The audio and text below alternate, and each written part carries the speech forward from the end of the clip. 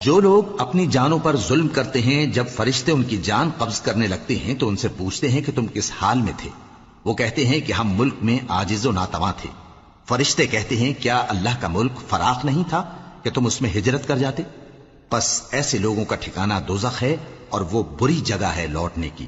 ہاں، جو مرد اور عورتیں اور بچے بے بس ہیں کہ نہ تو کوئی تدبیر کر سکتے ہیں اور نہ رستہ ہی جانتے ہیں، تو قریب ہے کہ اللہ ایسوں کو معاف کر دے، اور اللہ بڑا معاف کرنے والا ہے، بڑا بخشنے والا ہے۔ اور جو شخص اللہ کی راہ میں گھر بار چھوڑ جائے وہ زمین میں بہت سی رہنے کی جگہ اور کشائش پائے گا، اور جو شخص اللہ اور اس کے رسول کی طرف ہجرت کر کے گھر سے نکل جائے پھر اس کو موت آ پکڑے تو اس کا ثواب اللہ کے ذمے ہو چکا، اور اللہ بڑا بخشنے والا ہے، بڑا مہربان ہے۔